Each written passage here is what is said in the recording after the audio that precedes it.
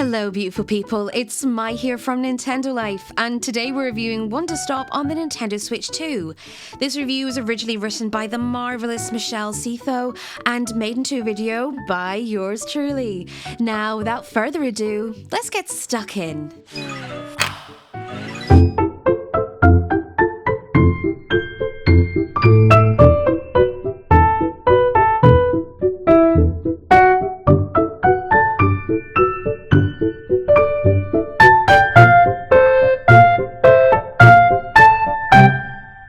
Cozy games and tea are a perfect pairing.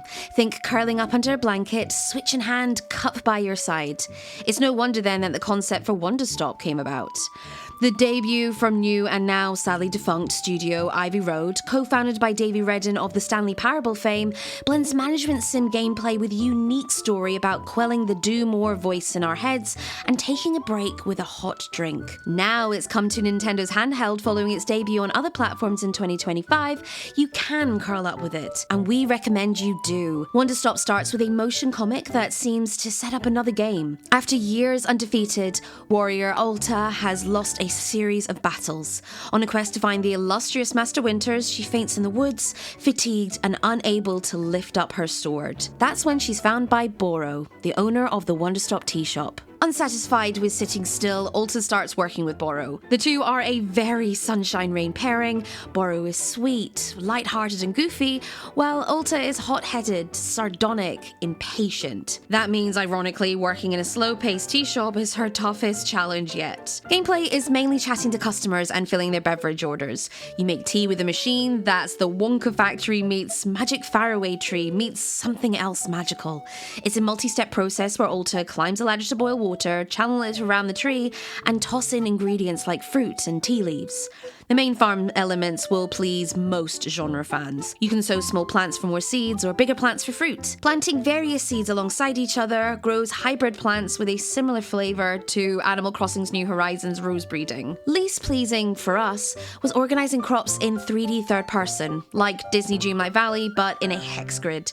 You have plentiful space to do this though. In fact, the clearing is so big we were grateful for highlight mode holding ZR to see characters and interactables. The mechanic of collecting leaves, harvesting fruit, and brewing tea is fun, even with a few steps to it. You get a field guide that helps you steep yourself in the process and track requests, and experimenting with ingredient combinations produces delightfully psychedelic rainbows in the pot. You serve a bevy of customers, from out-of-work demon hunters to nanas threatening to put you out of work. Ingesting their lives and their tea needs is like Spiritfarer, and to a lesser extent, Spirit Tea, where entertaining dialogue expresses stark personalities and requests until it's time to move on.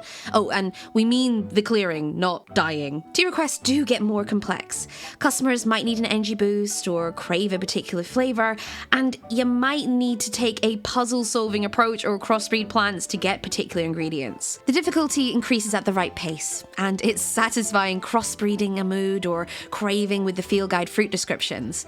There's also a book of answers that serves full spoilers if you get stuck. The story is linear, yet exploration is free. You can take your time, plant seeds, prune Dreamlight Valley-esque thorns, or pet pluffins, cheeky little birds that inhabit the clearing. You can also return to the forest, though you won't get far before Alta faints, a consequence of rushing her recovery. That's because Wanderstop wants you to stop. It's when you make Alta do nothing that the game is often most rewarding. Sit down and drink a cup, and you're treated to a narrative-driven pause where Alta reveals parts of her origin story and difficult childhood. We won't spoil things, but different ingredients stir up different emotions in her, so you'd have to try them all to get the full picture. This action is by no means necessary, but it's such a meditative moment for our heroine. You do yourself and her a disservice to skip it. Wanderstop's chapters are marked by seasons, and at various intervals, certain characters just stop talking. Boro explains it as a mystery of the forest, and then he takes you to a shrine. Once Alta spends time reflecting at the shrine, the story moves forward. The game cuts to Alta in the forest, wrestling her internal demons. The dialogue feels raw and honest, giving us an unfiltered insight into her mental anguish. Then you return to Wanderstop, but the clearing has evolved, befitting the starting over theme. The gentle, piano-led tunes adjust to fit the mood, things move around, and your pockets are empty. Most noticeably, the colours change. Across the board, they are gorgeous, initially bursting with soft pinks, turquoises and mints, then adding honey yellows. Then the palette cools to dark blues and wintry greys as Ulta sinks to her lower moods, then vibrant magentas and indigos as the narrative comes to a boil. We've already compared parts to Disney Dreamlight Valley, but the illustrations really are quite Disney-esque. Ulta may not fall into our preconceived notions of a princess, though her design, big eyes, voluminous hair, certainly does. Meanwhile, Borrow's role of comic relief meets unending kindness and wisdom fits the Disney bill. Added to that, animations like Borrow laughing at his own jokes and Ulta's combat-like sweeping are nice touches that round the characters. What a shame such beautiful graphics don't shine their brightest on Switch 2. Everything's a little fuzzy on the console, especially in docked mode. It's kind of like looking through water, and frame rates also appear to be lower than on other platforms. Our second main nitpick is the fiddly inventory. If you're holding an item, you have to stash it before you can pick up another. There are multiple pockets and some seem miscategorized too, but if you can swallow these hiccups, the game is definitely worth playing. Wanderstop follows Ulta on a journey where little journeying actually takes place.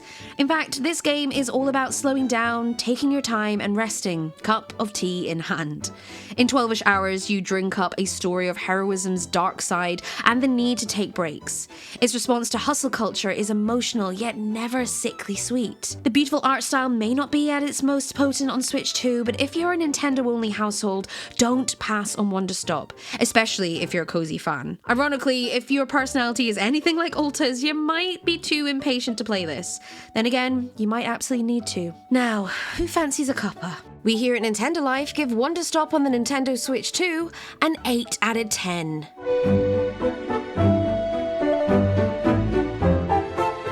Now it's time for my thoughts. Wanderstop is one of my favourite games, and for good reason. I first played it last year. I was very fortunate on my old channel that I was able to review and preview the game. And I knew straight from the get-go, from seeing the original trailer when it came out and was announced, that I knew this game would be right up my alley. And oh my goodness, the game came into my life at a time where I truly needed it. I was incredibly burnt out at my old job, and it really taught me that I needed to slow down, and replaying it on Switch 2 reminded me of that again. I am very much a perfectionist, so seeing Ulta's story of constantly not slowing down, not wanting to take a break and try and recover really, it called me out so much. I even found myself throughout the game knowing what to expect, that I was trying to be as productive as possible and trying to just not taking my time and slowing down. I think I got through to the second chapter, the second season, and I realized, what are you doing? You need to slow down. You need to be taking Borrow's advice and doing what Ulta is supposed to do and slow the heck down. And so I did. Even after spending so much time in the first season making some of my areas look really pretty and, unlocking all the plants in my field guide to make sure I had everything at hand and micromanaging, and I got to a point where I got to halfway through the second season and I just knew that, okay, just sit down, sit back, have yourself a nice cuppa. At this point it was coffee because I was tired, and just enjoy the game for what it is. I really feel like playing this time around on the Switch 2 has really reminded me that this is the type of game that you don't need to micromanage, you don't need to plan out exactly what you're doing, because you could work through a season, you can go through the story before deciding to move on to the next change in the clearing, and then realize, all my hard work's gone. That's the whole point of the story. The whole point of Wanderstop is for you to sit back, for you to sit down, just let life kind of get on with it, rather than having to control everything. And that's something that Ulta is constantly tackling with throughout the whole game. She's always wanting to try and heal. She's always trying to get up and go, to go find Master Winters. And I don't think that's something that she quite comprehends when she meets Borrow for the first time. I could do a full-on analysis on this game. It's definitely one of my favorite titles to boot. Honestly, I always tell people to play Wanderstop, and for good reason. Whether you are a perfectionist or an overachiever like myself, or you just want to have something that you're going to sit back and relax, you'll enjoy the quirky customers that come into the clearing and visit at the tea shop. Gerald, The knight will always be my favorite, and he is probably one of my favorite video game NPCs that I've come across in recent games. Once you meet characters like that, they'll stick with you, and Wanderstop every time always fascinates me.